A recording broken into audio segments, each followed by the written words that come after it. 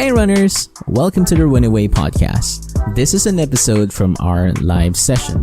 We talk about wellness and pop culture to find inspiration and a certain level of correlation. Catch us every Friday at 10:30 p.m. PST on Runaway Podcast's Facebook page for you to join the conversation. Let us know what you think of this episode by giving us your 5-star rating and your feedback on our socials. Now, on with the show. So I don't know what happened here. Kasi nangyari, kung copyright strike siya, dapat lalabas siya as copyright. Meron dapat. Hindi naman lumabas. Yeah. So I don't know what the hell is going on. Though we're back. We're back. Yung sinabi ni Jerome kanina na qualities ni Mike, yung sinabi ni JM kanina na qualities din ni Harvey, and yung sinabi ni Ses na mga qualities din ng mga ibang, yung mga angas ng mga characters. Parang this is just a reminder din sa audience na yung wit nila, yung attitude nila, yung angas nila, yung yabang nila, those are backed by competency, ha? Hindi mo kayo makipagsabayin sa banter if you're not a competent person. Yun ang hindi nare-realize ng iba. If you want to portray as someone na mayabang, if you have to walk the talk. So parang ganun, na kaya magsalita ng ganun ni Harvey because magaling siya. Kaya ni Mike magsalita ng ganito kasi magaling siya. Even Lewis, given his extrinsic attitude, he's still a competent lawyer in some forms. Pero yun nga, cannot just be confident if you're not competent. Ay, yun ang hindi na re-realize ng mga tao. One of the characters din na nag-resonate sa akin is actually Lewis. Let's go into different lenses din para at least maganda din yung conversations. Kasi for sure, si Jerome kay Mike, si JM kay Harvey, o di sige, kay Lewis tayo. Bakit si Lewis? Ano ang meron sa character ni Lewis? He is not affected. He does things na kaya niya, natiwala siya. Especially nung yung nagre-reklamo sa kanya yung mga interns, yung mga associates, na bakit lagi na lang silang gumagawa ng mga writings, bakit na lang silang gumagawa ng ganito. Then pinakita ni Lewis na kaya niyang gawin lahat ng pinapatrabaho sa associates in just one night. Yung doon pinakita niya yung competence niya. Those are some things na kailangan mo rin as a person na, alam mo yun, you're not being bothered by what others are saying. You just do it because you can. And if pag nagkamali, di sige, yun lang naman naging mali ni Lewis eh. He doesn't acknowledge na pag siya ay nagkakamali. Ginagawa niya. Never siya nag-acknowledge na nagkamali siya. Yun, doon ako nabubuisit. Okay na sana yun eh. Okay na sana yung competency niya. Matalino siya. Yung tipong even some points Harvey respects kung ano yung alam ni Lewis. Pero pag kumuha kasi ng kapalpakan si Lewis, palpak din eh. And parang doon ko rin nakikita yung sa akin na, alam mo yun, pag pumalpak din ako, palpak talaga. Na there are repercussions sa actions mo. And how you recover from that is okay din. And the fact na, alam mo yun, Lewis, given his character development, given his character growth, nagbago siya not because, ito yung sinasabi ng iba sa kanya, nagbago siya because he decided na magbago siya. And there's a difference sa gano'n na konsepto na most people change kasi ito yung sinabi ng ganitong tao. Most people change. Ay, dahil ayaw ni ganito ng ganyan. Ay, na-offend si ganito sa sinabi mo. Ay, masyado kang insensitive sa mga nakapalibot sa Lewis was not like that. Pinakita niya lang yung galing niya. Pinakita niya lang yung meron siya. Regardless of his flaws. The modding was good. I love the modding. But there is this precaution din na Lewis is a representation of someone. You're not focusing on something na eventually that will give you that will give you something worthwhile. Nasa kanya, kay Lewis, ang worth niya lang before. Yeah, ang satisfaction niya lang before is yung trabaho niya as a lawyer, matalo si Harvey, and mapunta yung pangalan niya sa aspect sa firm. At nung nakuha niya na yun, ganun pa rin yung naging purpose niya sa buhay. But lumalim yung character ni Lewis nung na-develop na siya doon kay Sheila, na na-acknowledge niya na siya ay may kakulangan, yung nag-seek siya ng therapist, And ang ganda ng dynamic ni Lewis dun sa therapist niya. Ang ganda Sinabihan ng ng Nazi friendship. yung therapist. Oo, yung una Diba? nila, what do you call this? A German therapist, tapos a Jew na client. Ang ganda ng dynamic nila doon. The friendship was genuine nung kasal nila, nung nanganak si Sheila. You will see na nagbago si Lewis nung hindi na siya nagfo-focus more on sa trabaho niya as a lawyer and talunin si Harvey. The moment he sees something na ang worth ng kanyang ginagawa ay para sa taong mahalaga sa kanya, doon nagkaroon ng development yung character niya. And those are the things na talagang nakarelate ako kay Lewis. Pero I think na-curious talaga ako, ano ang experience ng modding? Some say talagang maganda siya, some say hindi. Pero I don't know. Wala kasi. Sabi nga ni Harvey, no way. Hindi. Makikurious ka dun eh. Makikurious ka talaga. Pero yun nga, yun. So I digress. Lewis was a fun character. There are weird sides nung season 6, season 7, napaka-weird ni Lewis. Mas naging tumino siya ng konti around the end ng season nung ikakasal na siya kay Sheila. Mararamdaman mo na tao pa rin siya. Despite sa mga kamanhidan niya, despite sa mga errors niya, tao pa rin si Lewis na he makes mistakes and he changes for that. And that's all that matters then. Ikaw, Ses. I think si Ses and si JM na lang ang hindi pa nakakanin. Si JM, obvious naman. Kita mo naman sa bihis. Oo naman. Parang alam na natin kung sino. Magulat ka na lang kung isagot niyan. Si Lewis. Well, ako pwede ako maging Lewis. Hairline-wise, Lewis. Oo, pare. Ay, hindi. Lewis, okay. I mean, hairline-wise. Ano tayo? Pa-vegeta na tayo eh, di ba? Pero, in terms of character, I think, kung natatandaan niyo siya, kung kilala niyo si Cameron Dennis. Oh, yeah. Diba? Cameron Dennis yung pinakaunang Cameron, ni exactly. Sa ugali kasi ni Cameron Dennis, parang gagawin niya ang lahat. Pero at the end of the day, para sa tama yung gagawin niya. Like, he would go all the way. Like, he would do absolutely everything in his power. Pero yung methods na gagawin niya, ang goal lang niya doon is para pa rin, sa tingin niya is tama. Right? Somewhat like Jason Todd. Kilala si Jason Todd. Kilala ni JM yan. Si Jason Todd ng Batman family. Kuha siya. Kasi si Jason Todd, just to give you a quick background, parang naging obsessed siya kay Joker and tingin niya tama yung ginagawa niya. Ultimo, parang pagpatay ng tao. Dahil tingin niya pag na-eliminate niya si Joker, everything would make sense. Everything would. Diba? Pero back to Suits. Parehas din yun kay Cameron kasi somewhat ganun kami magtotropa eh. Like marami kaming opinion, kami nila Jerome, marami kaming opinion na we would share. Copyright nga. Marami kaming opinion. We would do absolutely everything na tingin namin tama. Na tingin namin ay na pag tiningnan ng iba, kumbaga let's say for example, you're driving a straight path and then someone sees you. Tingin nila mali, tingin nila immoral, tingin nila masyado kang balasubas, tingin nila masyado kang masakit magsalita. Pero once the story has been told, once the story has been finished, they would see the reason kung bakit mo ginagawa yung mga bagay na yan.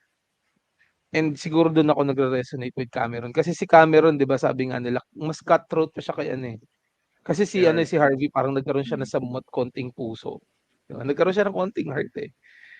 Pero si Cameron talaga, si Cameron talaga wala. Literal talagang wala. Talagang wala akong paki kung tatapakan kita as long as Pero one thing na tumatak sa akin doon is yung nag-usap sila na sinabi sa kanya ni Harvey na Cameron, I know you.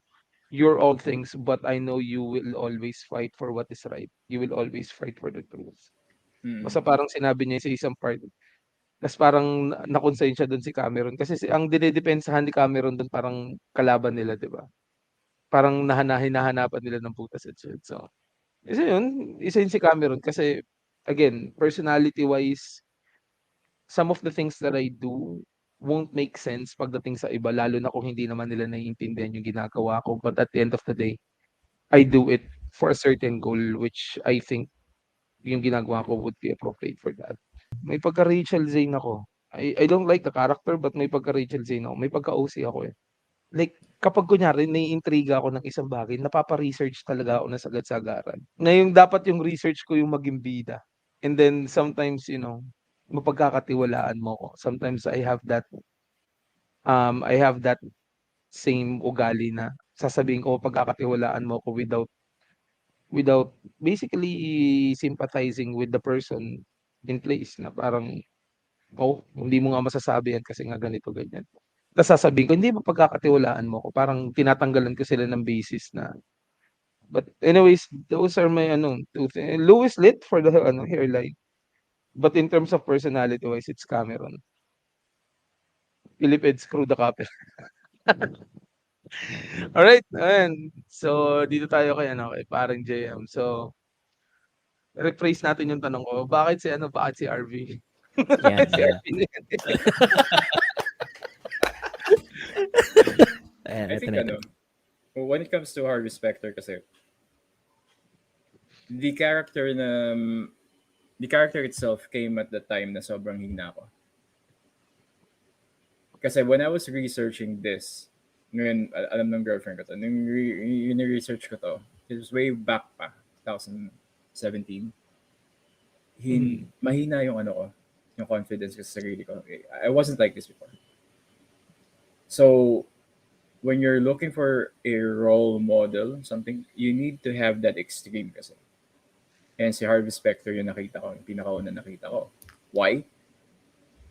I mean, why would I choose Harvey despite the flaws na meron siya? Kasi kung tutuusin, I want to be remembered as the person na Actually, sorry, yung sinabi ni John, pwede rin yung na yan, yung pairing na yan. Kaso ang problema, medyo alanganin si Katrina eh. So, going back kay Harvey, yung kay Harvey kasi, when you look at him, this is the typical man na makikita mo talaga. Not because alpha siya, it's just lalaki siya. Yun ang tunay na lalaki for me. Number one, he provides solutions rather na magreklamo. Number two, kung may problema, nandun siya, naka-forefront lagi. Number three, kapag magkakaroon na talaga ng problema na hindi niya kaya solusyonan, aakuhin niya yung problema and even yung consequences. Yun ang pinaka-importante, accountability. And number four, tignan mo kung paano siya makipag-usap sa babae or anyone else na tinatry na i-charm, regardless if it's dating, regardless if it's kukuha siya ng bagong client, or even kay Jessica. Nakita mo yung kay Jessica, di ba? Parang niloloko niya. Nung paalis si Jessica, wow, Jessica Pearson. You're such What are a you doing, beautiful Harvey? lady. Stunning. Jessica. Ganun, parang alam mo yun, talagang marunong siya. Pero I think yung pinaka definition talaga nung kaya ko nagustuhan. Nakita mo yung pinost ko sa Instagram. Lagi kong pinopost tong clip na to eh. Yung inside house interrogation nila kay Harvey Specter. Yung parang sinasabi sa kanya ni Jessica na nahihiya ka bang aminin that you care about everyone inside this room or in this company? Anong sagot niya? Doesn't matter. Kasi parang yun ang iniisip nyo. Bakit? O sige, yun ang interpretation nyo. For me, wala lang. Pero sa loob-loob niya, yung sinabi niyo caring makes you weak. You think they care or they think you care, they'll walk all over you, which is 100% true sa mundo ngayon. Most of the people will take advantage of each other lalo na kapag sobrang accommodating, kapag sobrang tumutulong ka. Why? Kasi they find that as a sense of weakness sa'yo. And you have total opposite katulad ni Harvey Specter na totally emotionally closed off. Doon ako hanga sa kanya. There's another clip na kausap niya si Mike. Pumasok si Mike doon sa unit niya and then nagtanong si Mike sa kanya, Harvey, what is your secret? Because you seem to be able to segregate your love life nga and not being affected dun sa trabaho mo. It's simple. Sabi niya, I have my personal life here. I have my business there. I don't mix them up. Pero yung pinakahuli niyang advice nun, Mike, if you want to be a good lawyer, I could help you out to be a good lawyer. If you want to know more about love, I am not the person for that. So hindi So I hope that answers the question. And kung secondary naman ang titignan natin, I think yung secondary ko would be Jessica. Kasi gusto ko din ng ganun. Gusto ko yung sobrang alpha na babae. Dahil kaya niyang kontrolin lahat. Hanggat maaari. Pero hindi siya yung tipong sobrang interfering sa ginagawa mo. But once you do cross that line, yari ka sa kanya. And nakita niyo yung ginawa niya kay di ba? Doon sa British guy. Nung tinatry na yung hostile takeover yung yung firm nila. Yeah, And there it man. goes. 49.50. Talagang hindi siya magpapabudge kahit kanino. So it's basically a game of chess. Magaling si Jessica sa chess. And marami akong natutunan sa kanila between him, Mike, and also kay Harvey. Marami kang matututunan. Actually, kay Cameron Dennis, marami kang matututunan. Kapag tinignan mo yung history niya, na kaya niyang i-close off kahit sino, wala akong pakialam sa'yo, mananalo tayo. Ganun si Cameron Dennis. So, yep. Oh, nakakalungkot na wala si Jessica. Pero it is the price that she had to pay in order to save Mike. And that's a very noble decision ginawa nila for her character. Grabe talaga si Mike. Pampasaves talaga si Mike. Nako. Nako. Kailangan iligtas lagi si Mike. Mm. Parang Ano yun yung na naging pinapanood ko? detriment. Diba yun yung Season... detriment kay Mike na kailangan Oo. siya iligtas lagi. Doon ako medyo na off sa pag-write sa kanya. Pero it's eventually going to happen. Lalo na kay Anita Gibbs, itong loko-lokong babae to. Diba parang, hindi mo alam may hard-on ba siya kay Mike na gusto niya matanggal? Diba? Oo. Anyway, thanks for the question. Ayun. Thank Actually, you. that's good. The insight ni parang JM, like, it really resonates. Like, paano ko ba explain to? Like, lahat tayo nasa corporate industry. Right? Lahat tayo nasa corporate world. Mm-mm. And if you really think about it, based sa sinabi ni parang JM, the perfect example of a working alpha is pretty much si Harvey Specter. You know, I don't do bullshit. I do work as best as I can. And then at the same time, hindi ako magbibigay ng advice on something na hindi ko kayang gampanan. Kumbaga, kung hindi ko yung specialty, ba't kita tutulungan? Regardless kahit kaibigan kita o hindi. Mm. Di ba? Nakakatuwa. Kasi, alam mo yun, parang wala akong makita sa suits. And I think, andito kasi asawa ko. Siya kasi yung nag-introduce sa akin and nung, di ba parang kinikwento niya sa akin yung storyline. Parang alam mo yun, parang wala akong makitang magkakaparehas ng ugali. Like, let's say for example, somewhat may pagkaparehas na loving, caring, mga ganyan, professional. Pero at the same time talaga, bawat character sa Suits is very unique. Hindi siya yung traditional na series na like let's say for example Friends na tatlong tropa mo sabog, tatlong tropa mo hopeless romantic, tatlong tropa mo seryoso. 'Di ba? Doon sa Suits kasi may may iba't iba silang specialty.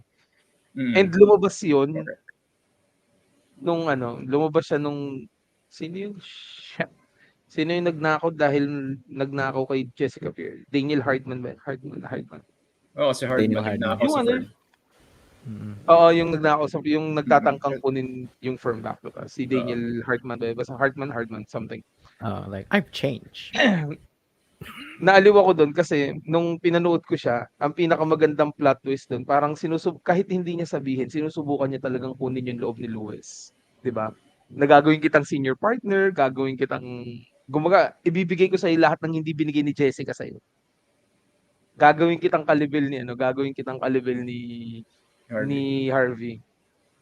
Pero hindi ko sasabihin na pagkatiwalaan mo. Ang sasabihin ko, ibibigay ko 'yun sa iyo kasi deserve mo. Ang galing mag-manipulate, di ba? Ang galing mag-mind blast. Pero nung time na alam mo yun, nung na-realize ni Lewis, ito naman kasi si Lewis, di ko alam kung ano dot na to. Kaya nakakatawa si Lewis eh.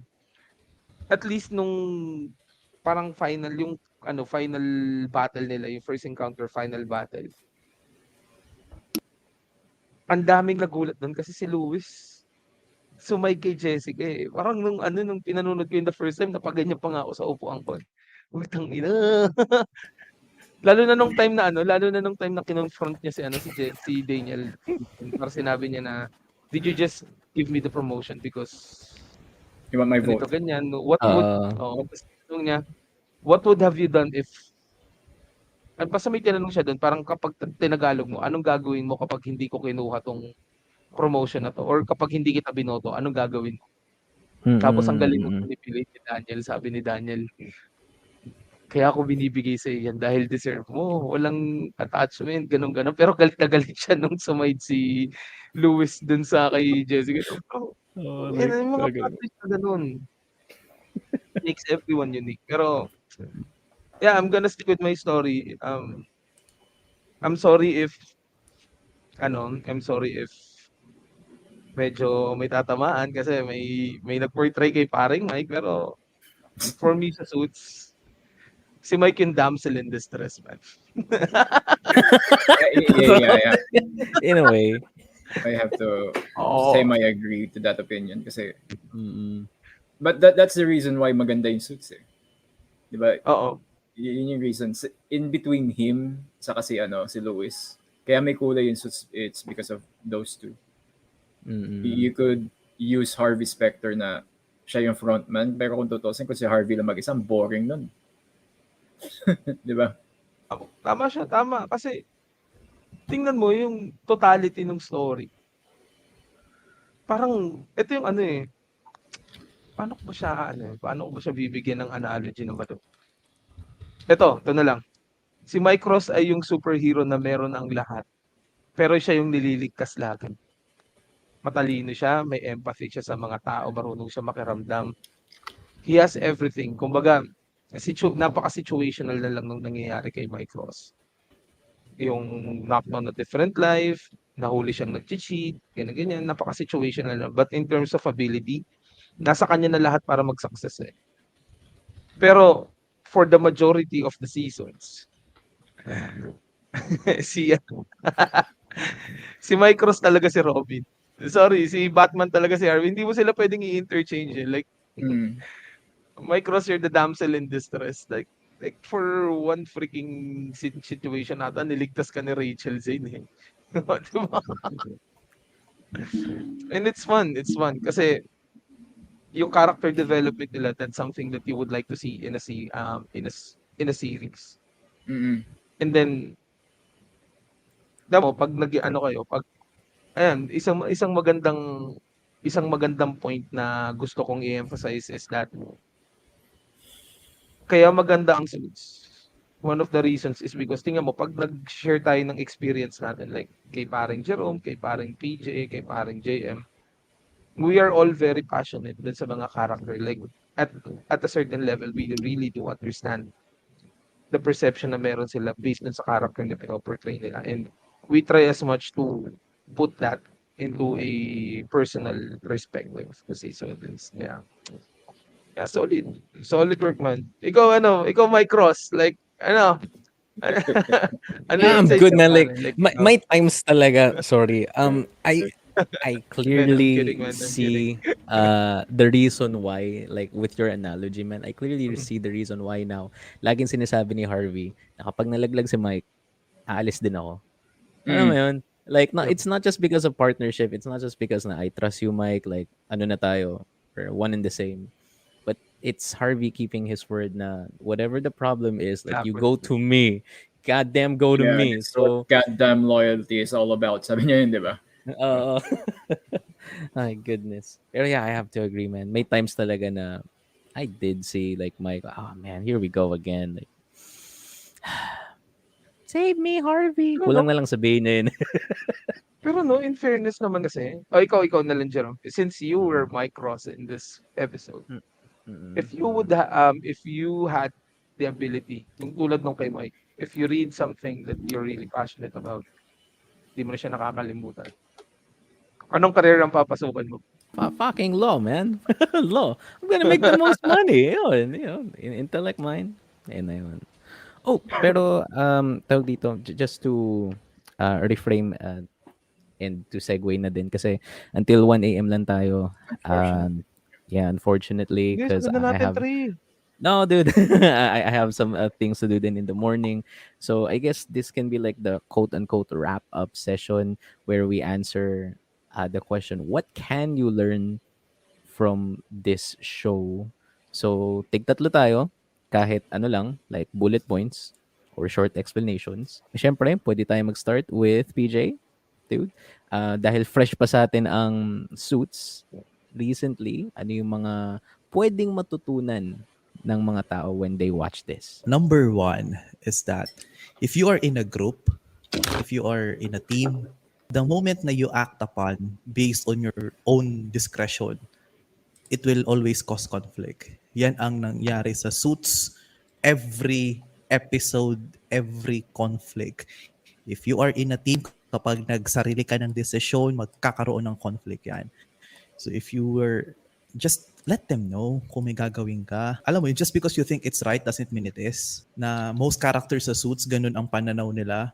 Na that just because na sila yung gumagawa sa tingin nila tama na sila. That's the number one cause of all conflicts. Most of the conflicts in the show, just because sila gumawa, kala nila tama. So just avoid doing that. And if you're in a team, just transparency is the key lagi.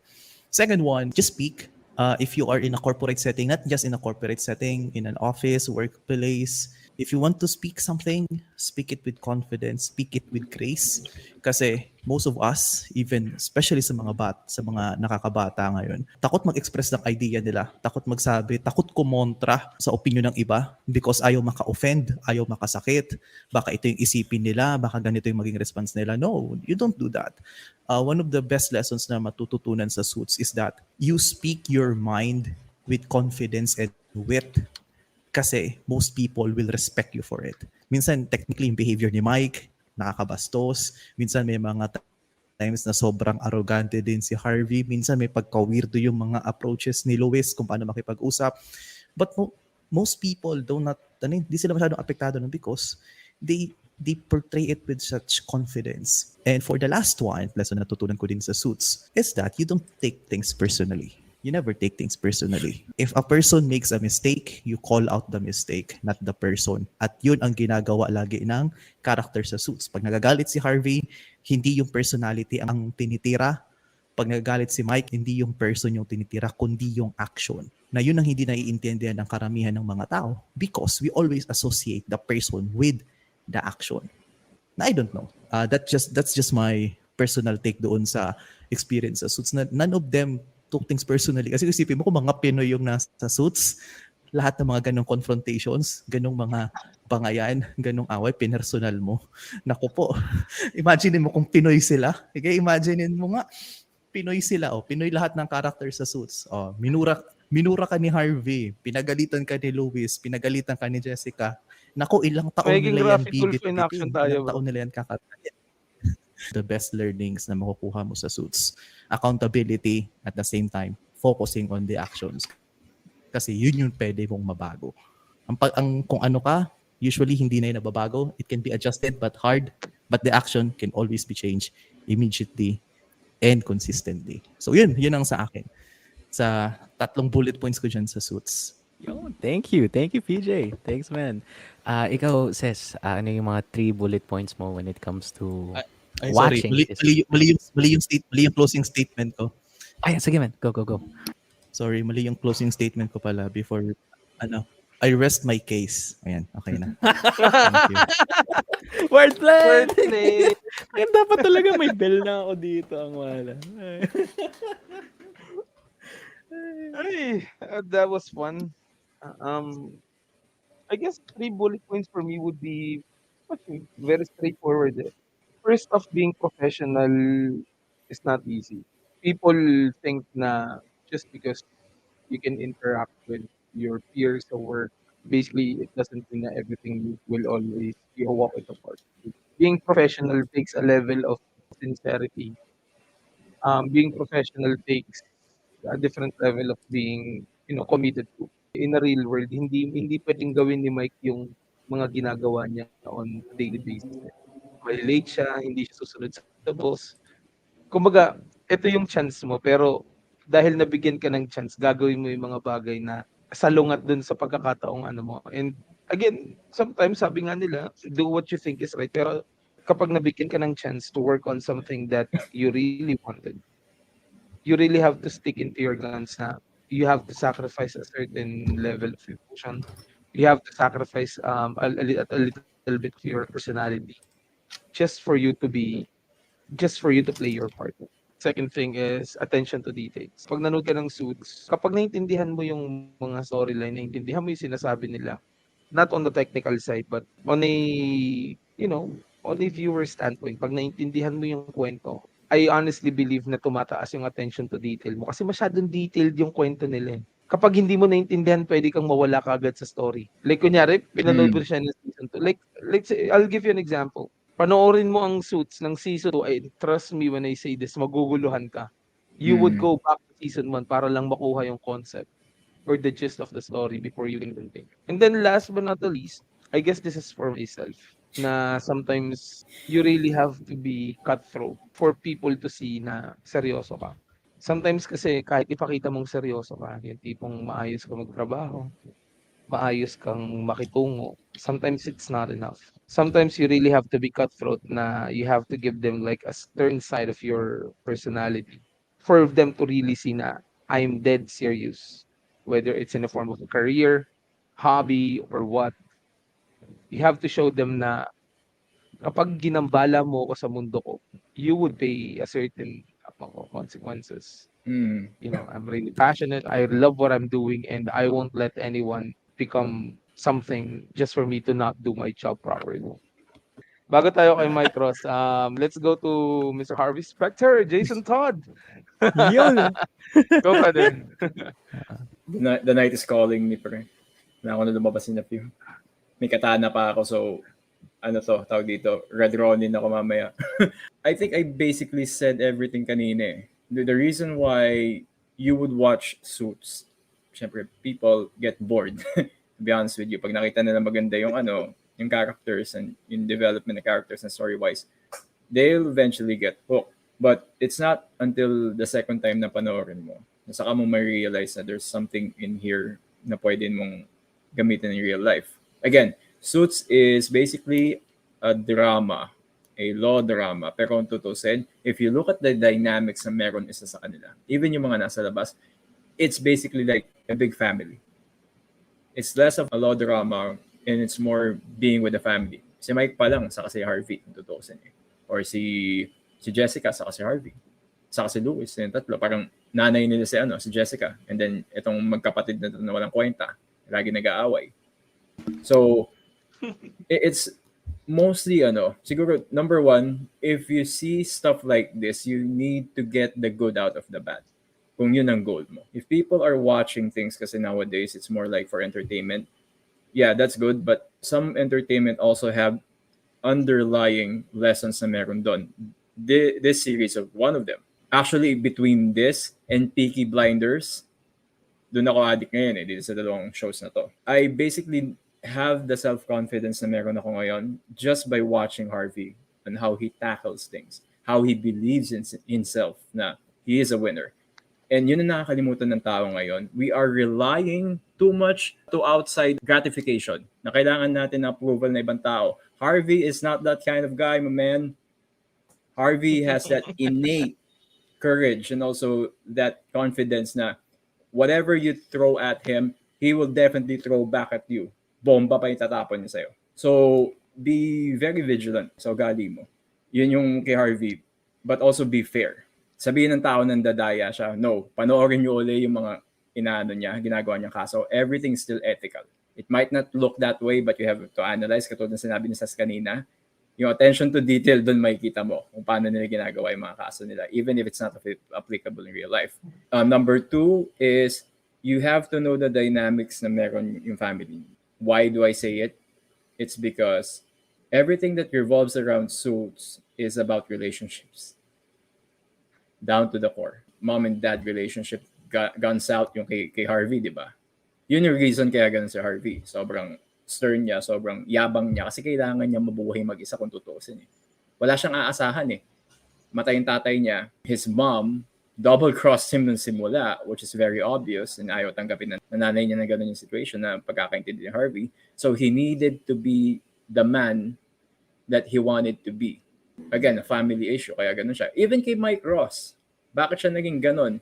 Na-aksidente yung parents niya. Patay yung parents niya kung tutusin. He hasn't had a role model except for his grandma. So he needed to be that guy then. Unfortunately, rocky start, pero at the end, nakuha pa rin niya yung kailangan niyang kunin out of life.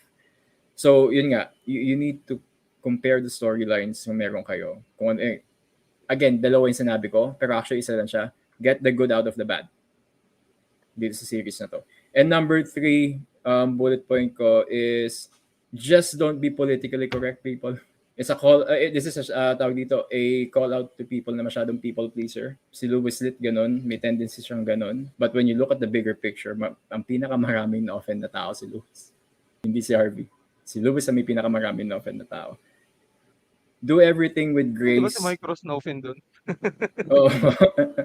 I have to agree din kay PJ, yung whole nila, yung whole interaction nila dun sa kotse papunta dun sa motor, that was one of the best. Kasi nakita mo yung sides nila both na parehas silang may problema sa isa't isa, but they are not attacking themselves, each other as persons. It's always going to be in background lang, hindi yung pagkatao nila. So, yeah. Those are basically yung pwede kong sabihin in 3 bullet points. If I'm going to add the 4th, you have to be your own person.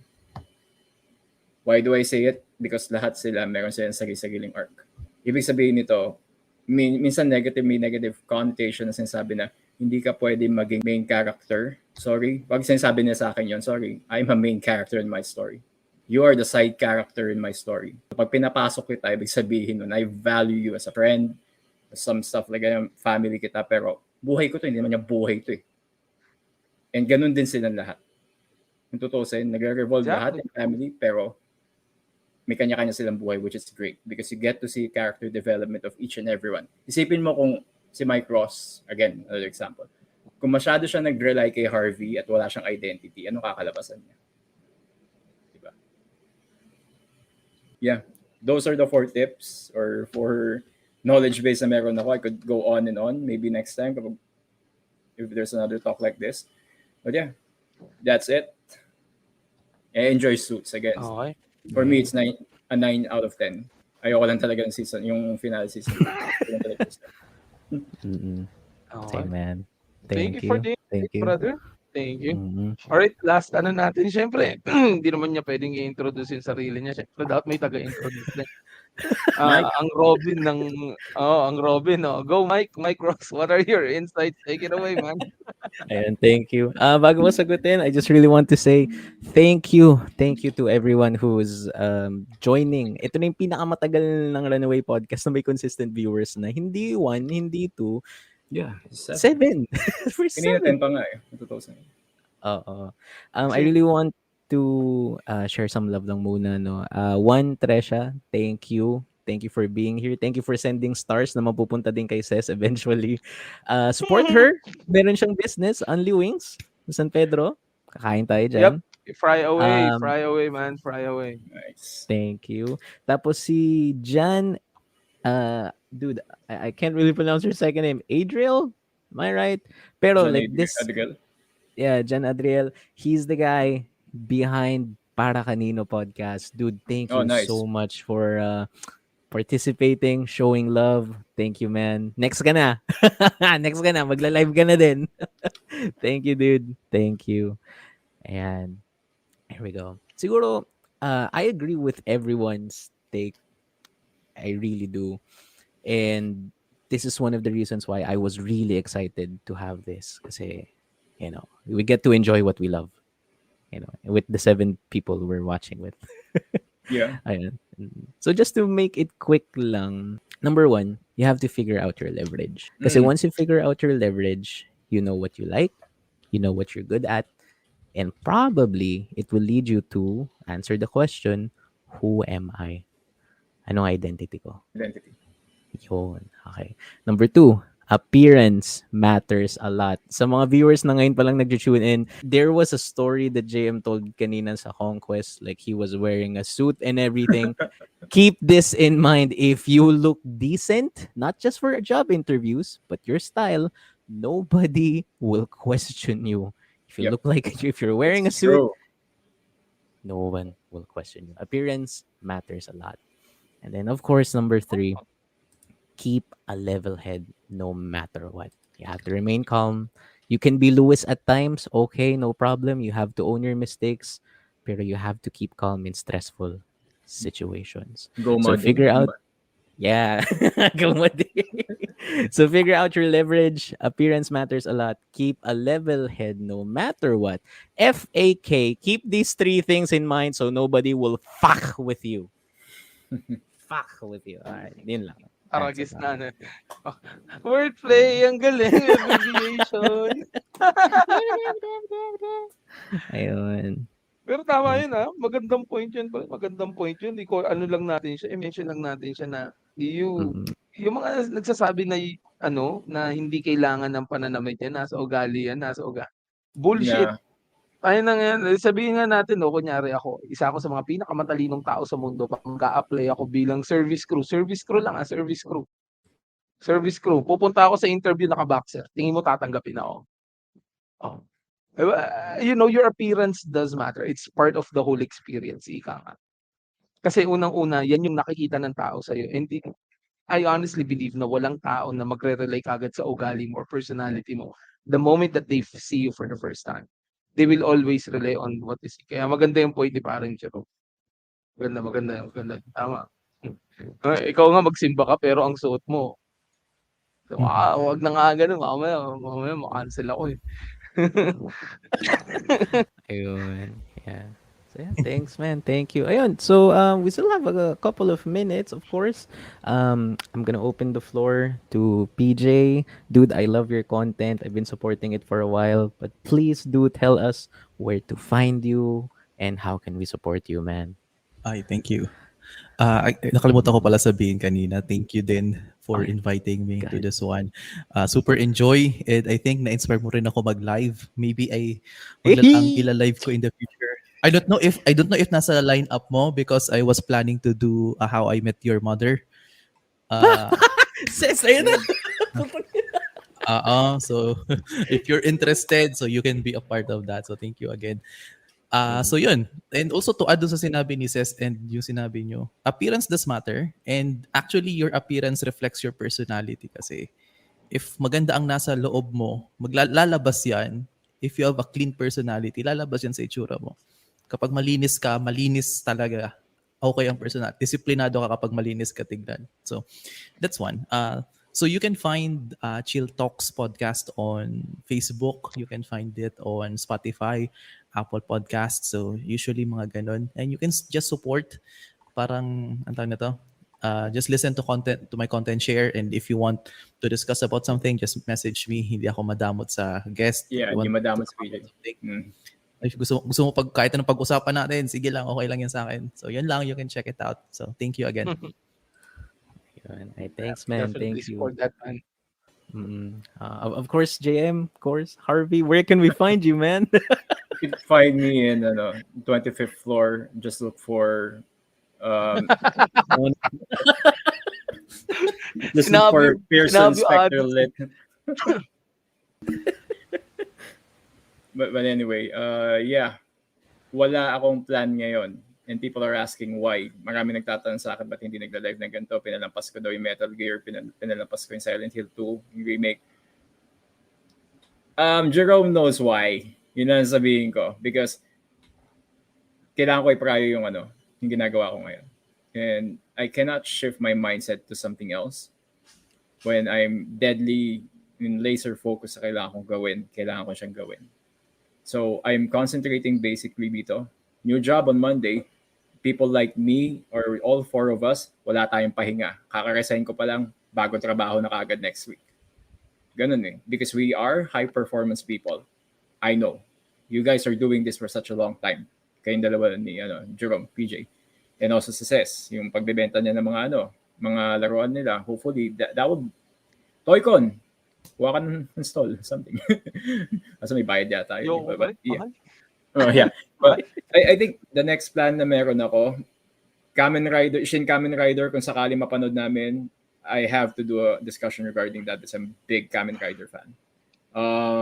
Besides that, Toy-Con, I'll be there. Yeah. Fat. Toy-Con, I'll be there. Day 2, magka-cosplay ako sa Jason Todd, Prince of Gotham. And then kasama ko naka-Deadpool, pero naka-suit din, so parehas kami dalawa. What else? May tugtog ang Project Materia sa August sa Tanabata Festival. Somewhere in Mega Mall to, sa Ozine. Yun yung mga plano ko. And I think kami ni PJ, hopefully pagdating niya dito, libre kita pre. Ako bahala sa'yo. So, Harvey Specter, I guarantee mo. Yeah, I'm gonna give you a Macallan 1980s pre. Sagot ko sa'yo. Daling ka sa bar. But yeah, I'm very happy na nandito. Nasaan ba si PJ? PJ, saan ka daw? Saan ka ba, pre? You can find me in Daet, Bicol. Camarines. Camarines Oh my God, Norte. you're a Bicolano, bro. You're a Bicolano. I'm a Bicolano as well, bro. Oh, Bicolano ka rin, nice. But, yes, yes, sir, yes, sir. So, Synchronicity. Layo pala ng Daet. Oh, man. Sobra. just And very, very, very, din. To add, yung sinabi mong dress well, it is true. Kukwento ko na lang din yun nung pumasok ako ng Conquest. Day 1. Actually, PJ, you could ask Rachel about this. Pumunta ako sa day 1 ng Conquest. And then actually, pumasok ako sa opisina. Kung anong suot ko sa office, dire-diretso na ako sa Conquest. So, nakasuit talaga ako. Pula, yung loob ko. Yung polo ko sa loob. Yung dress shirt ko. Never akong hinarang ng kahit sino. Also, I have a couple of fact na rin na when I look at people, kilala ko sarili ko. And you have to look confident regardless kung sino kaharap mo. Whether it's a guard, whether yung may-ari ng convention, you have to look confident. Shake people's hand. Ganun ang ginagawa ko basically. So, yeah, dress well is important. But you also, to be the man, you have to know to play the man. Becky Lynch. Woo! Yung ganun. Then, manin show you. Anyway.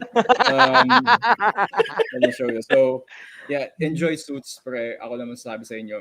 If you want to talk about this again, my channel, definitely. But I think if you guys watch Peaky Blinders, Ooh, I'm that's here. a better one. Nakita mo yung dissection, 'di ba, ni Thomas Shelby kung gaano ka powerful siya. That's something worth talking about, especially right now. Itong panahon na to. Dahil nakakalimot na yung mga lalaki maging lalaki, kung tutusin. Visit 0 Hour Discussions on YouTube. Kung gusto nyo panoorin yung mga rants namin about Marvel, nandun. Kung gusto nyo panoorin yung mga fucking multiverse. By far, sa mga Marvel fans din No, not Marvel fans, MCU fans. Marvel fans tayo, kung tutusin. Okay.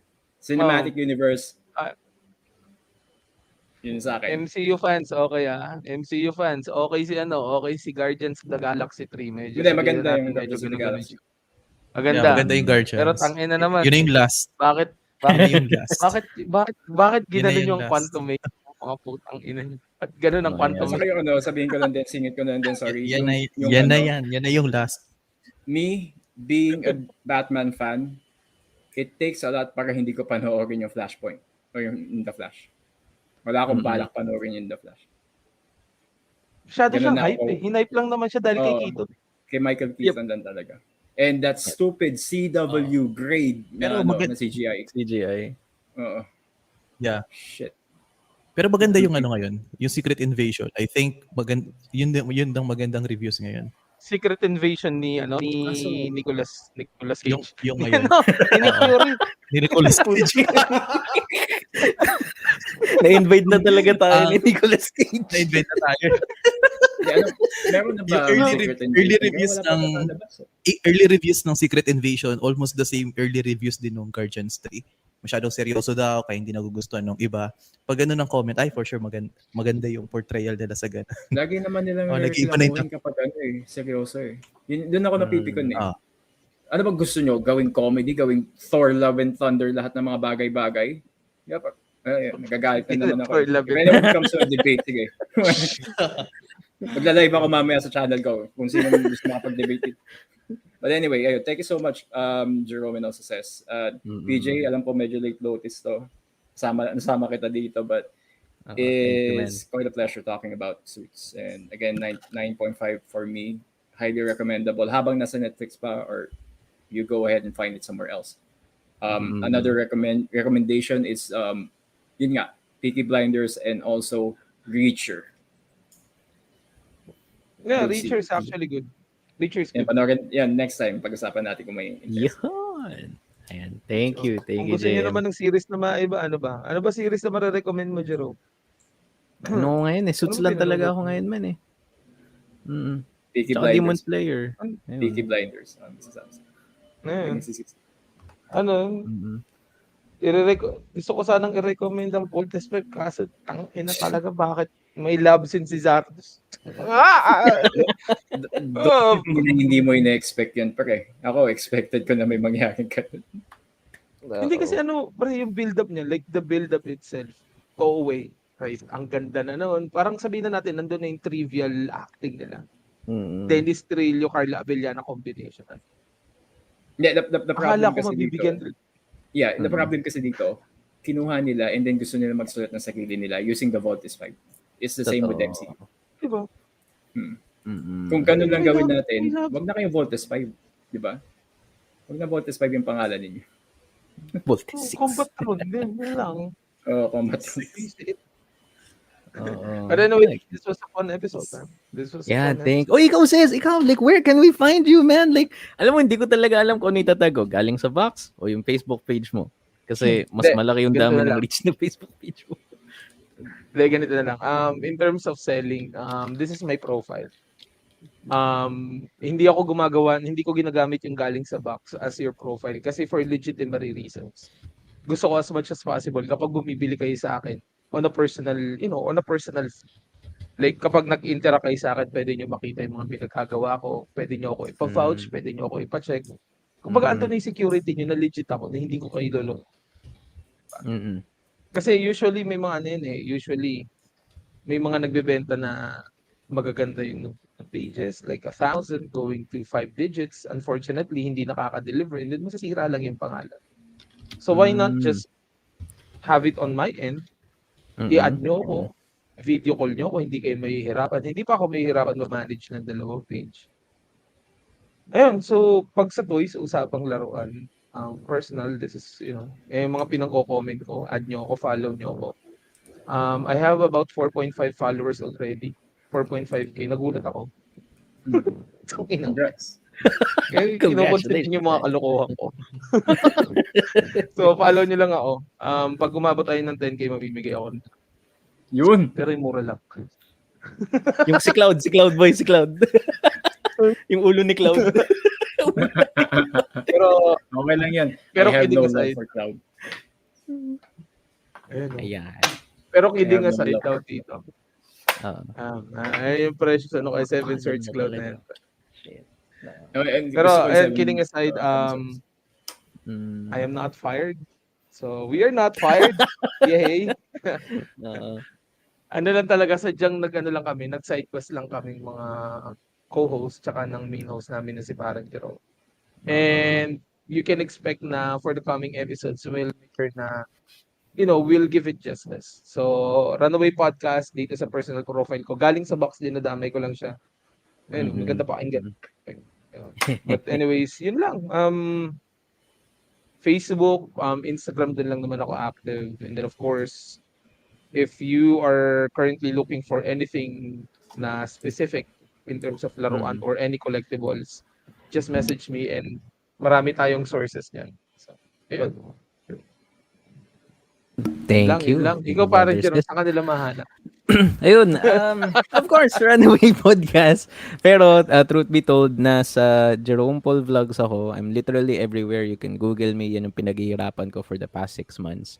Para wala na magko-question. Sino si Jerome? Sino si Paul? Sino si Jerome Paul Casimiro? Yun yung host. Jerome Paul Vlogs, Facebook, Instagram, YouTube, Spotify, tapos TikTok. Yan, mag-1,000 followers na ako sa TikTok. Ano naman yun? Parang extension siya ng Runaway Podcast pero more on a personal level. More on my experiences and stuff. And of course, giving love dun sa audience natin. Follow nyo si Para Kanino Podcast. Ayan. Yung business ni Tresha, I forgot the name ng Unli Wings. Fry away Unli Chicken. Unli Chicken siya literal po rin. Unli Chicken. Yun. Ay, ano pala? Wait lang. Sa mga nanonood, support nyo kasi hindi to pinopromote ni Jerome pero hindi ko alam kung bakit. But this is one of the talent ni Jerome talagang na-amaze ako kasi is actually really talented when it comes to his voice. Ang ganda ng pag-modulate niya. So, meron siyang skit din sa Jerome Paul Vlogs na nagvo-voice over siya. So, from Megatron to certain characters sa comics like from Cartoon Network, mga ganyan. Support nyo. Like, pag nag-share siya, i-share ko naman yun. Palawakan nyo para marami siyang gano'n, para ma-pressure siya na gawin yun. Di ba? Alam mo, pressure siyang gawin yun kasi. Nagkakaroon siya ng gawain. Pag nagkaroon siya ng gawain, kailangan niyang gawin yun. Kasi siya si Mike Cruz. Right. So, kailangan niya tapusin yun. Kikita tayo dyan. Ayun. Thank you, brothers. Thank you, JM.